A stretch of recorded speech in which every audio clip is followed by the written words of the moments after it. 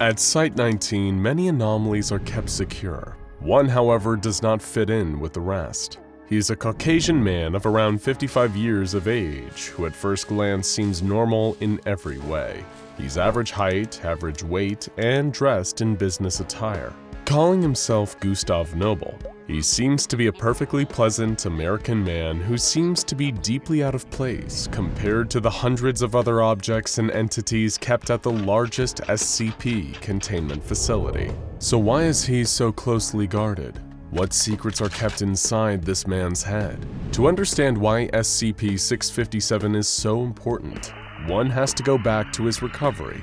Mr. Nobel worked for years as an undertaker at a funeral home in the United States, not raising any attention. But there was a man who worked for him, and they didn't get along. They argued frequently, and one day SCP-652 had to correct the man's work, something that he had to do frequently. They argued, and suddenly Mr. Nobel got angry. He yelled out, "What does it matter? You'll be dead before the end of the week." There were multiple people present, and they all thought Mr. Nobel must be losing his mind. That is, until it came true. 3 days later, the man was working on his home when he slipped and fell from his roof. He was killed instantly, in what would seem like a tragic accident. There was no evidence pointing to another cause of death, but many people remembered Mr. Nobel's outburst at work and reported him to the authorities as a possible killer. That was enough for the police, and they arrested Mr. Nobel. They were never able to find any physical evidence linking him to the case, but they questioned him relentlessly.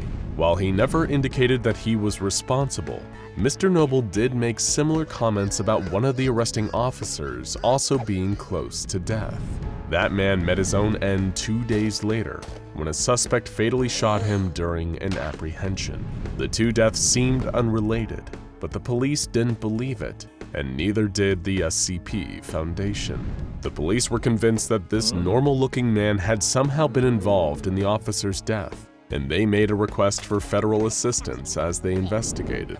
While they didn't understand what had happened, they knew they wanted to see the man pay for his crimes. The justice system moved quickly, and Gustav Nobel was put on trial for both murders. In near-record time, he was convicted of one murder and of conspiracy to commit the other, and he was sentenced to death. According to the officers who apprehended him, he would soon be facing the death chamber and justice would be done.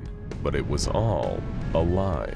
The SCP Foundation is quite experienced with extracting prisoners. Condemned prisoners are one of their best sources for the recruiting of D-class personnel, and they know how to remove a prisoner from incarceration and leave the authorities no clue that anything went awry. They used those procedures to retrieve Mr. Nobel before his date with the executioner.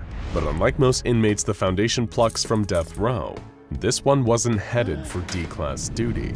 The Foundation believed he was much more important than that. They knew that this man, who would soon be classified as SCP-657, had a unique link to death itself. Once secured at Site-19, SCP-657 was debriefed and investigated by Foundation officials, which is when they became aware of the full extent of his abilities. SCP-657 had the ability to predict the time of anyone's death, sometimes with terrifying accuracy. All it takes for him to make a prediction is for him to make physical contact with the person, which can be something as simple as shaking their hand. The prediction is involuntary. As soon as he makes contact, he gets the information about how much longer they have to live. He was able to predict the deaths of the 2 men he had made contact with down to the day, but when exposed to some D-class personnel who had already been slated for termination the next day, he was able to make predictions down to the minute. But there was one weak spot in SCP-657's predictions. The closer the person he makes contact with is to their moment of death, the more accurate he is. But that works in reverse as well. If he touches someone who is still far away from their time of death, his predictions get fuzzier. He can still predict the general time of death, but if it's a decade or more away, all he can see is the year with no more details. No matter how accurate the time he gives is, he never gets any other information, such as the cause of death. All he gets is a number inside his head. But while the details might be unclear, they are no less accurate, and every prediction SCP-657 has made about the time of death has been proven true. SCP-657's powers seem to work the same on every living person, although there are a few odd exceptions. When tested on a select few SCP agents and doctors, he claimed that his abilities came up empty. He simply couldn't see a time of death for them, and the investigations and testing proved he was telling the truth. This indicates that future investigations about these flukes should center not on SCP-657, but on the individuals who seem to be immune. So far, though, no common link or explanation has been found between them other than the fact that they all work for the Foundation. What does stay consistent is the reaction people have to SCP-657. When encountering him, people will nearly always report that they find him strange, unpleasant, or creepy. They may be sensing his abilities, even if they're not aware of them. But when they're informed that he can predict the time of death, the unsettling feeling seems to escalate. When they don't know, they simply can't identify what causes them to have this disturbing feeling. Could this be a milder but similar effect to that caused by SCP-053? A small child who makes otherwise stable people feel compelled to act violently. Right now, the reaction people have to SCP-657 is not considered a source of concern, but the Foundation is keeping an eye on it. SCP-657 is an unusual specimen in other ways too, though, and that requires unusual protocols. SCP-657 is one of the lowest security residents at Site-19, with his living quarters being a large room with a queen-size bed and any reasonable amenities he requests. He's not considered a threat to escape and displays no hostility, so the main concern is keeping him healthy and stable for future testing.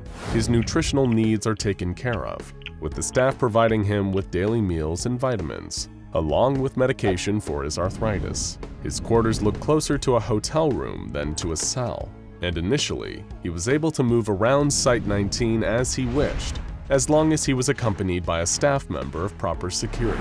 So why did this have to change? Nothing differed in SCP-657's behavior, and no attempts to escape or security breaches were made. However, what did become clear was that SCP-657 freely wandering around the facility was a danger, not to others, but to himself if he encountered the wrong being.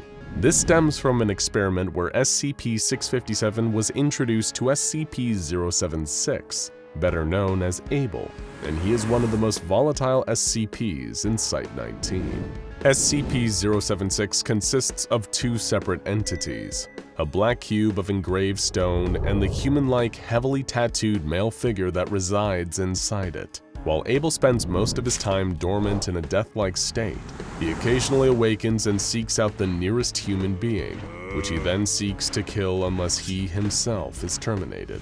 When killed, he eventually reincarnates within the cube.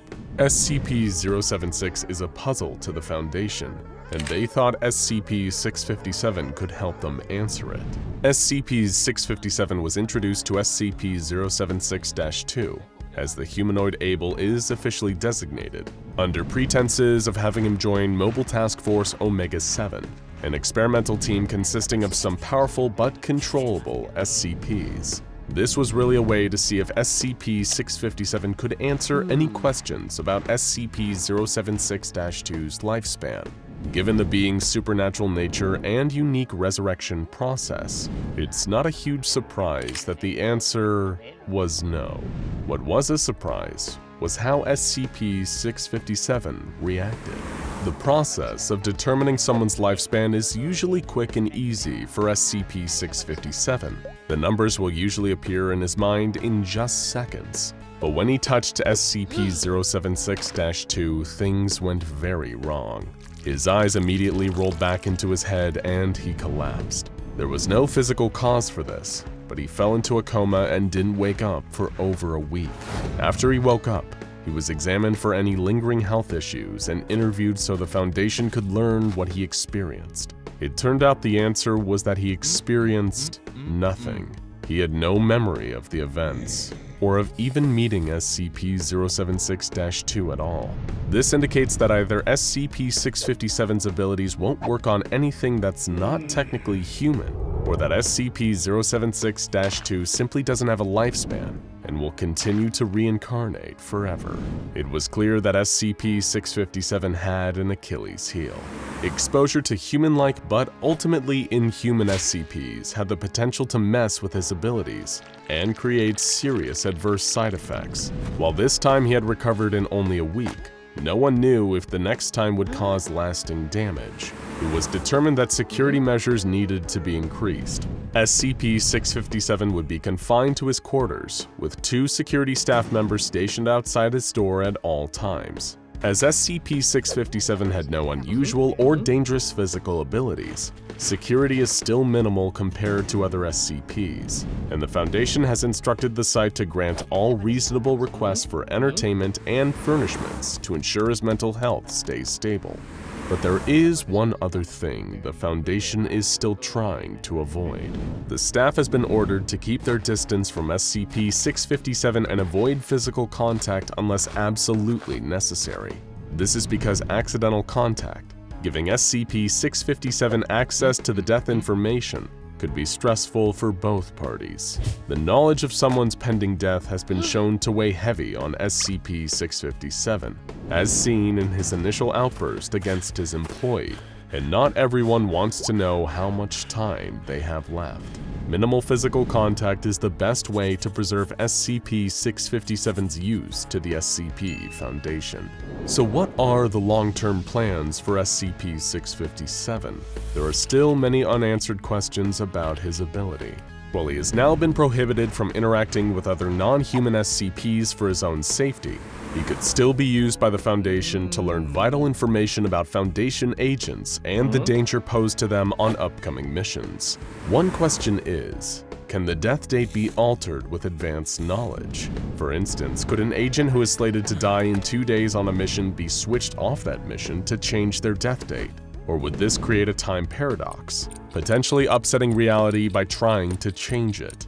These and many other experiments will likely be tried by the Foundation in the future, once a safe method for testing them is developed and approved. The research continues though, since the best chance the SCP Foundation has at answering the great mysteries of death may just rest in the unassuming older man in Site-19. For more on another unassuming old man with unique abilities, check out SCP-662 Butler's Handbell, or watch SCP-053 Young Girl for more on that strange case.